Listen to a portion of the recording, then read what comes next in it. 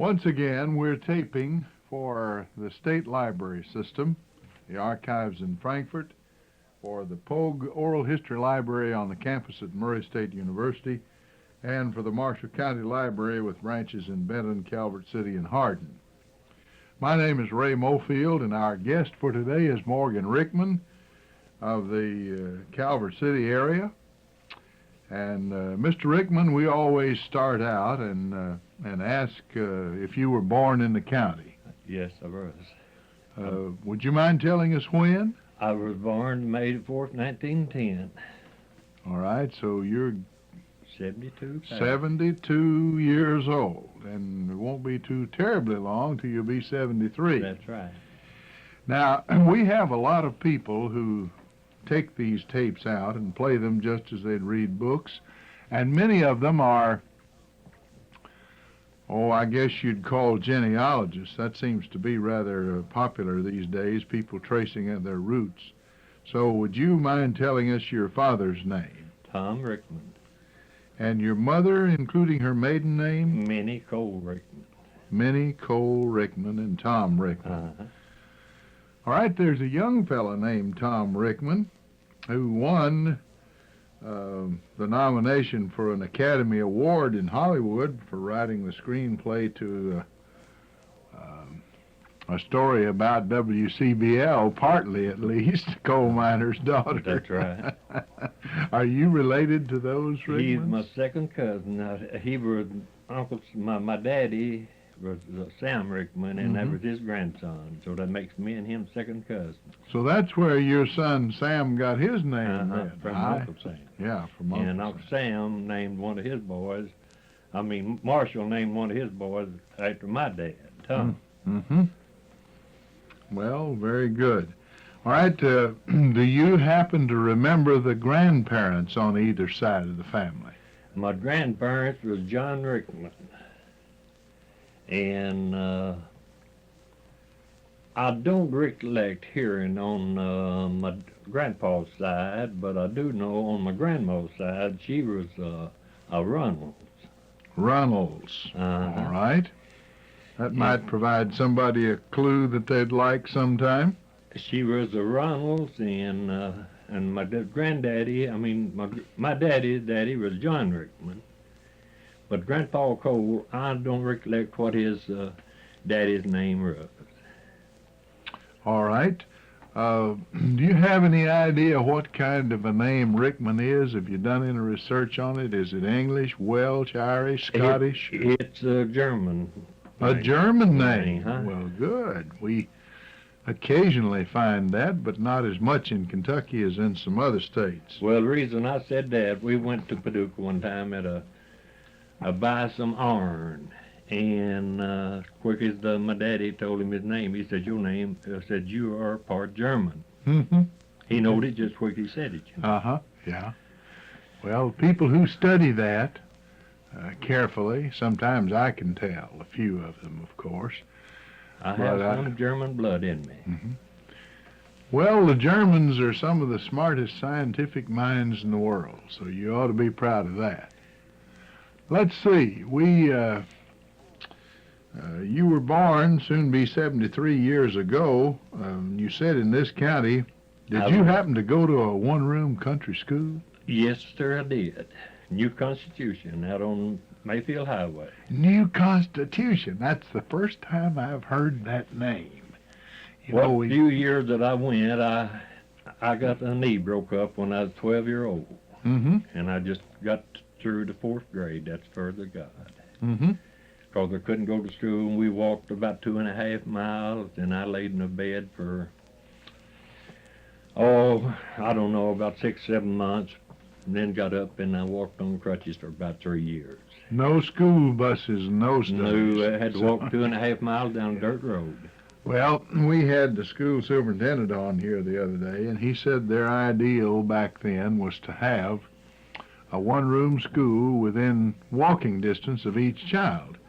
And that was stated in the law as no more than 3 miles. Well, it's about 2.5 miles where I was born. If you know where Jimmy Hauser's old store used to be on Hauser Road, Well, I've heard of it, and I know just about where that is. Well, it's about it. You turn and go down Hauser Road about 1.25 miles to Jimmy Hauser's old store in Osborne backyard, and we'd walk to Harvey, Mm-hmm. what they call Harvey, Yes, at Barnes Grocery now. named after Harvey Ivy. Uh-huh. And I interviewed his daughter, who married Mr. Hoover Uh-huh. from Calvert City, Yeah. the banker, and she was telling me about her Yeah, dad. I went to school there Uh-huh. with Robbie's wife. Well, that is fine. New Constitution. That's just wonderful. Do you happen to remember who your first teacher was? Miss Mamie Campbell. And do you remember any of the others? Was she the only one? No, I'm Hilda Hyde, Miss Hilda Hyde, and Mr. August Hayden, Mr. Charlie Bunger, and Mr. John Bunger. That were the teachers I went Uh-huh. Well, I remember Charlie Bondard, and I remember August Hayden, to. too. Well, I was August Hayden, because I was the only boy who was in the class, knowed something about horses, and August and Miss Hilda would drive a buggy out there.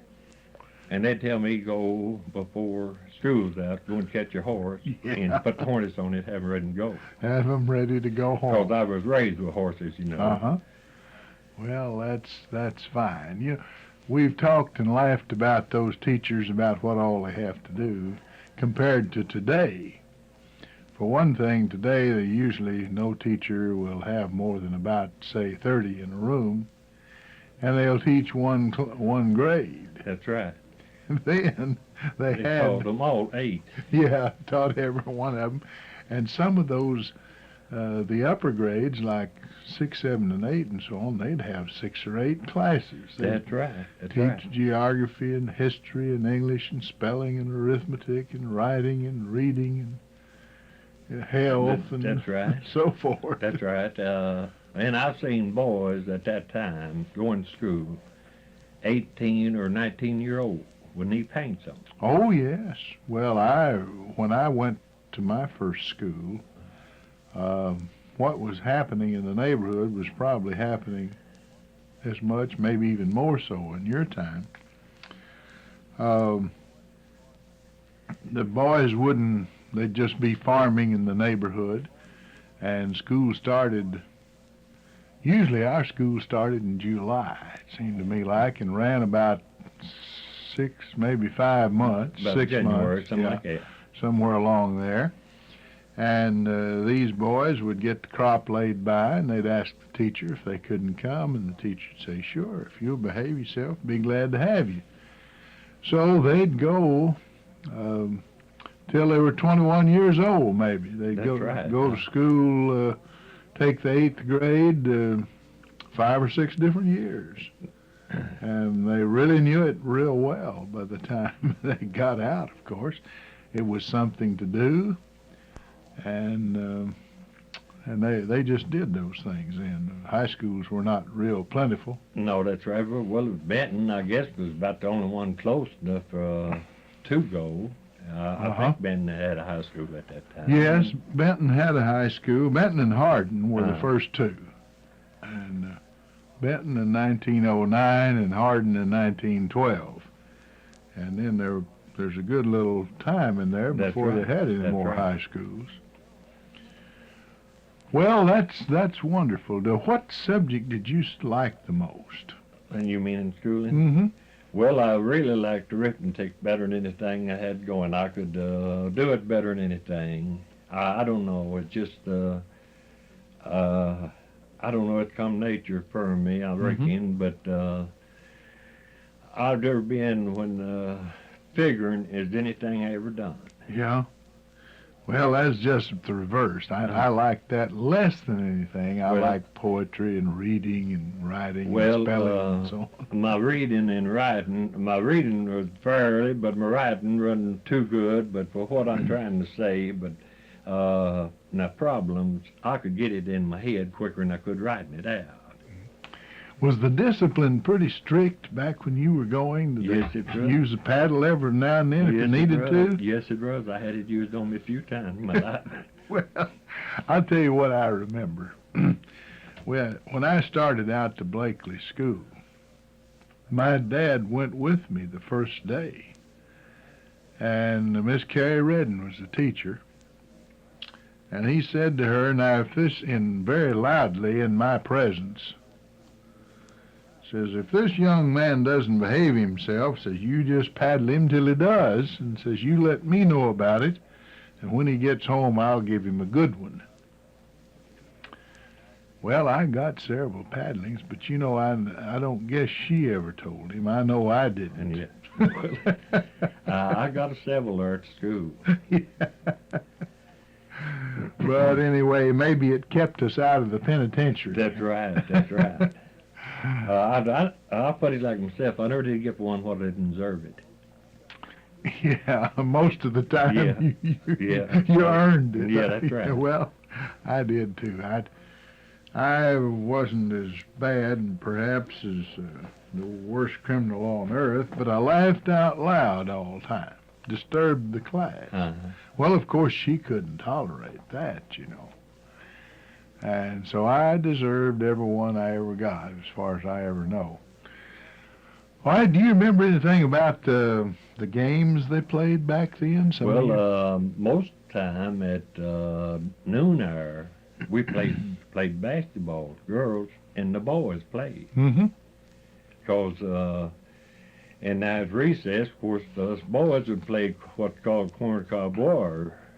You know, people used to eat them roast I hadn't ears. thought of that in a long Used time. to eat them roast ears, and you know, and them old cobs would lay out there and get wet and sobby. Hard as rocks. Yes, and you could burn a feller up with that. We would play corn cob war at recess. But dinner hour, we played basketball. Yeah. Well, I hadn't thought of corn cob war in 30 years, but I'll tell you, I can just almost feel how those old cobs sting. Shoot, there'd just be so many of us lined up on each side, you know. Yeah. And we'd get us a bunch of them corn cobs, and we would really, and of course, out there where we went to school, there's several big trees. Mm-hmm. One would stick his head out behind the tree there, you'd liable to get it, because you didn't know where that corn cob's coming from. Yeah. Well, you know, But I never did know of any of us getting hurt. it's a wonder somebody hadn't lost an eye. No wonder it hadn't. But we played rough that way. Yeah. Well, I can remember that. And, of course, we'd play, what we call town ball. It is baseball with a few changes in the rules. Yeah, well, we played some of that, too. We made what's called, unravel the old sock and make you a ball. And put something in there and make a pretty good-sized ball. But it would burn you pretty hard, because it generally is a pretty good-sized rubber ball in there. Mm-hmm.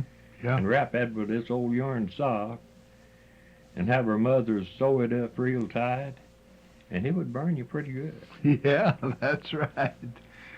All right, and of course, I guess the usual things like leapfrog and fox and dogs and that's right. Andy over, and we used to play wolf over the river. Did you? No, we never did play that. Never did play that. Well, okay. All right, let's see. Now we've gotten you up to in school, and you said you were injured. Did you grow up on a farm, for example? Yes, sir. I know you said you handle horses. Yeah, my daddy put us boys, when one got old enough to a plow, 8-year-old, we went to a plow. Mm-hmm. Well, what did you raise? Well, most of my daddy's money crop was a backer crop. He'd put out from 17 to 18 acres of backer every year, because that's the only kind of money crop that you had coming in. Boy, did you have brothers and sisters? Oh, yeah, but it was 3 of us boys living and 4 sisters. Of course, there's 2 of them at that time was married. Mm-hmm. But my daddy, every time he went over that backer patch, us 8 or 10-year-old kids followed him with a hoe, and every time we seen a bunch of grass, we got it. Mm-hmm. You had to worm it. Had to worm it and sucker it. And sucker it. That's right. Boy, that stuff's a hard job. Oh, yes, it was. Because, like I said, that when we come in from school, the first thing we done, we pulled off our clean clothes and put on our garment clothes, I called them, and went to the field and went suckering the backer. Well, I remember tobacco gum, all right, and it got all over your arms. It got all over your arms. And you would, of course, you'd have sleeves rolled up, or maybe a short sleeve shirt, and that stuff would take. Well, I'll tell you what would take it off. Mary War Lye soap. That's right. That's the only thing that would take it off. Yeah. I heard my daddy tell this the day I was born. That night, that day, he had wound up setting 17 acres of tobacco. He already had set of 4th of May at that time. He had 17 acres set. That makes my back hurt to think about it. And it was set by Pag, too. It wasn't set by a backer setter. No, we didn't know what tobacco setters That's right. were. That's right. And I still have Dad's old tobacco peg. And he had one he'd made out of red cedar that's polished up and didn't make your hand as sore as No, some. I had it cut back on the slope. Uh-huh, on Yeah. the slope. Oh, yeah. That's right. I've set a many a plant of tobacco in my... But you start setting 3,600 hills to the acre where you can ply it both ways and set 17 acres, your back is bent over many of a time. That's right. Well, back in, it was a year job. Because time you got your tobacco in the barn, got it carried out, got it stripped, it's ready to start making plant beds again. Oh, yeah. You had to drag that brush in the woods and start making your plant beds. A few times we've burned a plant bed before we actually sold the previous year's crop. Well, we have too. You'd come a warm spell maybe in the middle of January. That's right. My dad always wanted to sow his tobacco the 14th of February. Mm-hmm. And he'd have his beds ready to sow. And of course, dark fired sale doesn't even begin till about the middle of January. Or unless there's a buyer come out, would buy it at the barn. Now, my dad always had good tobacco, and Edgar Owens would buy his tobacco because he had good dark fired tobacco, and he'd sell it to the barn. Well, I believe I read today that the dark fired sale begins, next Monday? I think that's right. And Monday in Murray and Tuesday in Mayfield. Well, that'll be past the middle of the month a little bit. That's right. That's right. I guess people have already burned plant beds, some of them, because we've had a rather mild winter. Well, most people now will take this chemical, and put plastic over it and burn it fall of the year, and it's ready to sow in the spring. Well, of course, the idea of burning it really was just to kill the weed seeds and so on anyway. That's right. So they do it more modern fashion today. Well, let's get up to, you're married. Yeah, I'm married to one of your wife's cousins, Myrtle Angle, she used to be. Mm-hmm. Randolph and Cora Angle's dog. Well, yes. Cora Angle would have been my wife's father's sister, wouldn't it? Yeah. So they'd be cousins. That's right. Myrtle and your wife is own cousin because Uncle Esri and my mother-in-law were brothers and sisters. Brothers and sisters, yeah. Surely I remember her. Clarence Angle is a son. Oh, that's right. Yeah. And Jim and Charlie. Sure. And J.D. Dunn's wife, married Helen. All right. What did you did you continue farming? No, I farmed a little on up to 42, and off and on I worked at carpenter work from 38 to 42, and then I went to work at Kentucky Dam. Mm-hmm. In 42, and I guess I worked there till in 45. That's the year they completed the dam. Yeah, I worked there on when there's finishing up the main highway, getting it ready, and I got laid off in December in 45. I believe that's the year I got laid off. Mm-hmm. Then I went back to farming, farmed a couple or 3 years.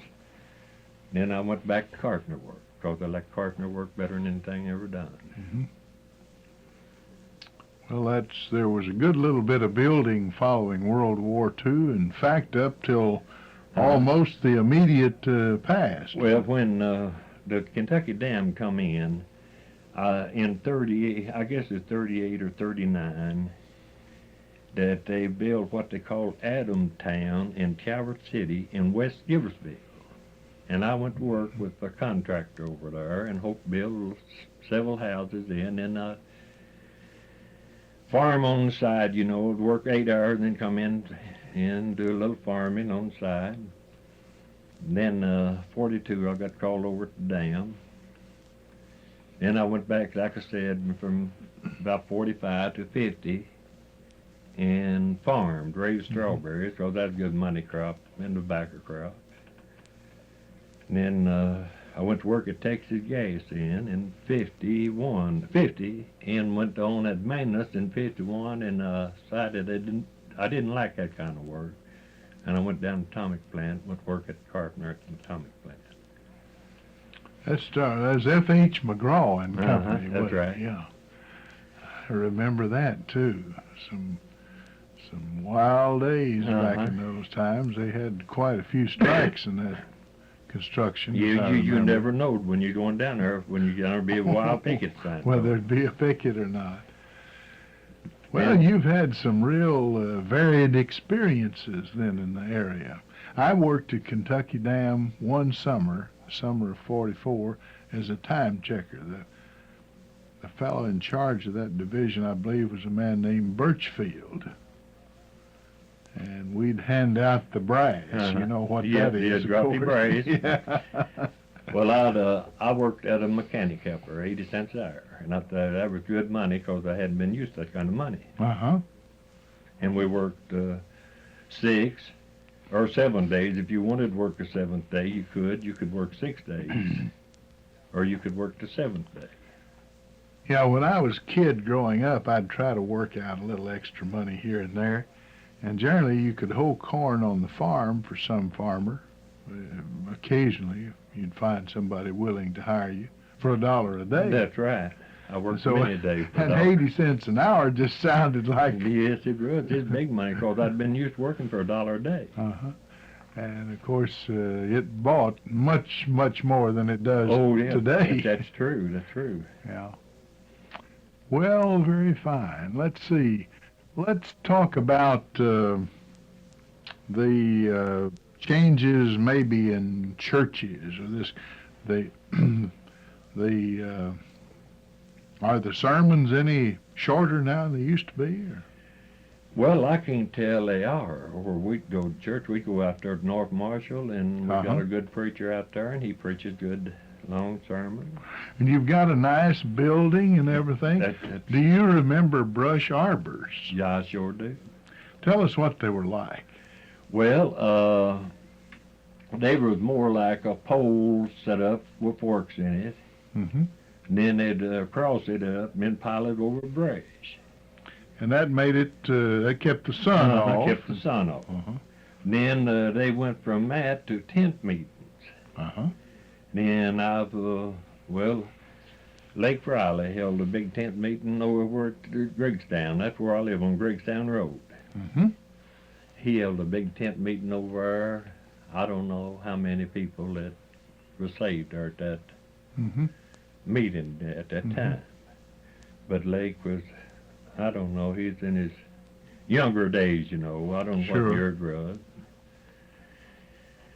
And I know, you talk about a tent meeting. They were having one at Palma one time, and I was courting Janie Blumenberg then, Ezra's daughter. And we had gone to that meeting, and it came up a terrible windstorm, and it blew that tent down. I recollect that very well. Yeah. Tent meetings were a lot of fun. And yes, it was.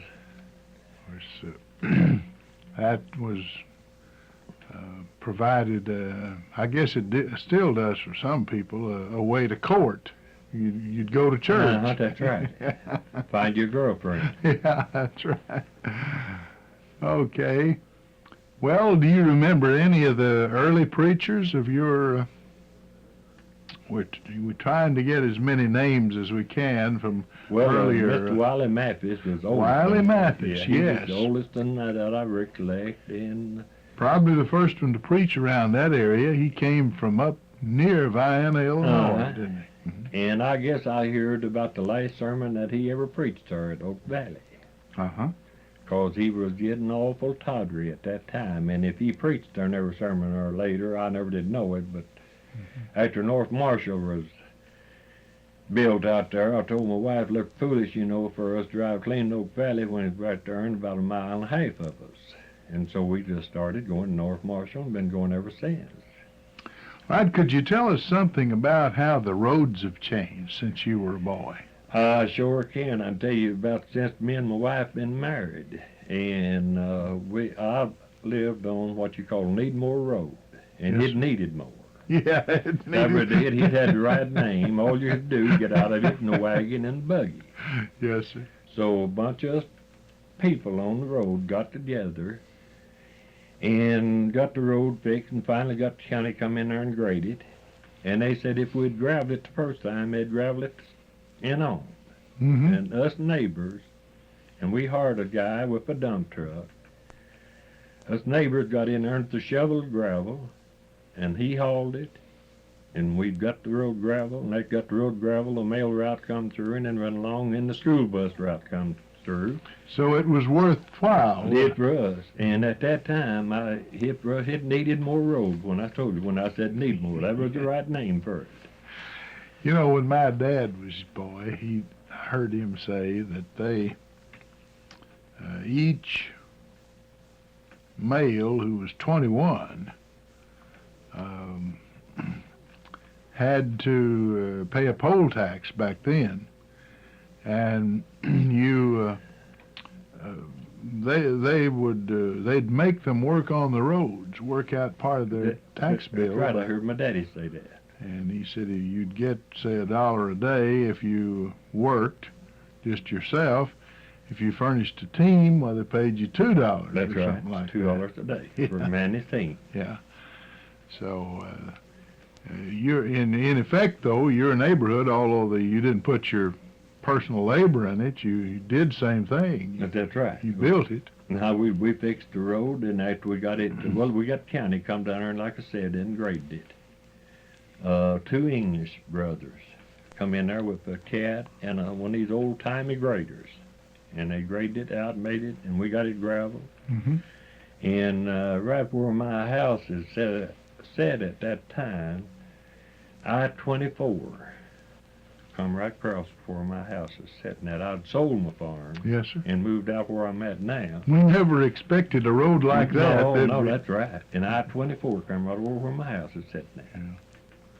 Oh, when I was a boy, I would have said people were crazy if they'd have described I-24 or the Purchase Parkway. That's right. I told my wife, we went over to her brother-in-law's. The family always meets during Christmas, sometime between the first year and Christmas. Mm-hmm. We went over to J.D. Dunn and Helen, and all of them did, and we had our supper over there and talked and everything like that, and told my wife, went over, I said, I never thought at one time, because we bought that place in 38. Mm-hmm. I never thought it would ever be a highway across there, and after I sold it to the man, he had lived there about 5 or 6 years, and that highway come through, and he got more money out of 2 or 3 acres than I did. Then he paid Sold for the the whole farm. farm, that's right. Yes, sir, that's probably true. Well, do you remember any of the early days of coming to Benton and what the town was like, who some of the merchants were, or when you saw your first train, or just... Well, of course, I was a kid. My daddy always sold fertilizer in spring of year. Mm-hmm.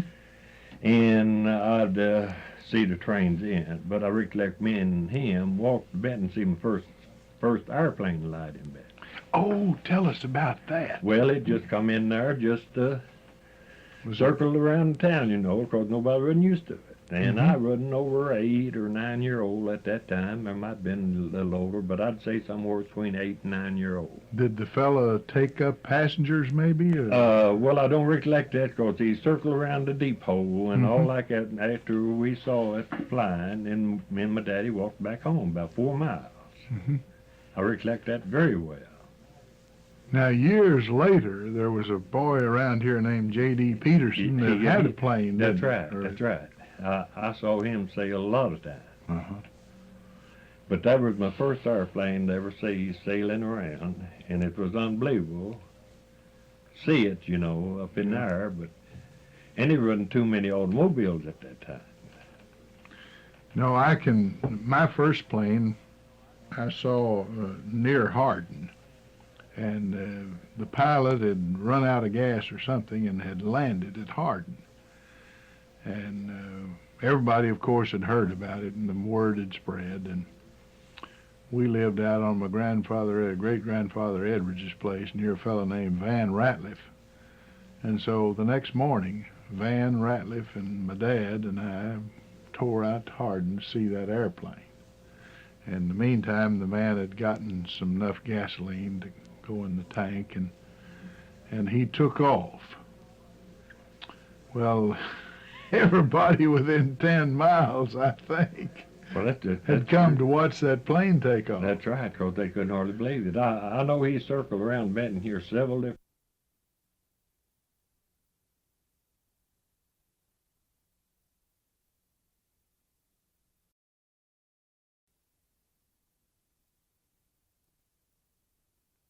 Benton here several different times, but I don't know where he lived, because at that time, like I said, we walked 4 miles. Mm-hmm.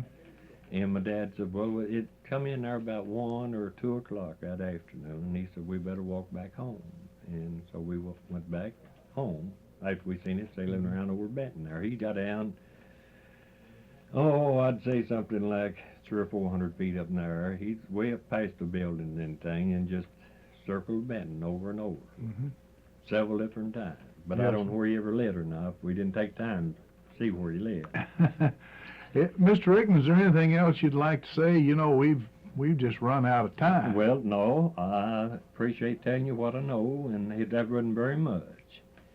But Well, I appreciate it. you have told us a lot, and for the type of cultural recording that we're making here, you don't have to have been the president of the world or the United States. We're looking for old customs and habits and styles of a age that is fast disappearing, and we want to preserve what we can of it before it gets away from us. That's right. Well, it's a lot of people now. You tell people now, way we used to have to do back when in my boy day, they'd look at you kind of funny and say, is that right? You had a kerosene lamp. That's right. That's right.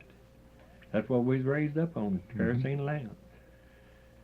We never had no electricity in our house till, I guess, somewhere around 42 before electric ever come out in our area. Mm-hmm.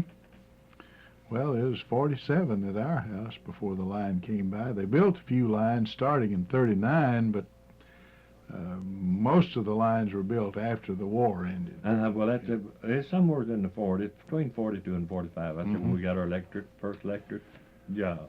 Well, we certainly thank you. Thank you, Ray, talking to you. And it's good to have you. Mr. Morgan Rickman has been our guest, and we're producing the program. WCBL has made possible the taping of this broadcast, and we'll contribute 1 reel of tape to the Marshall County Libraries.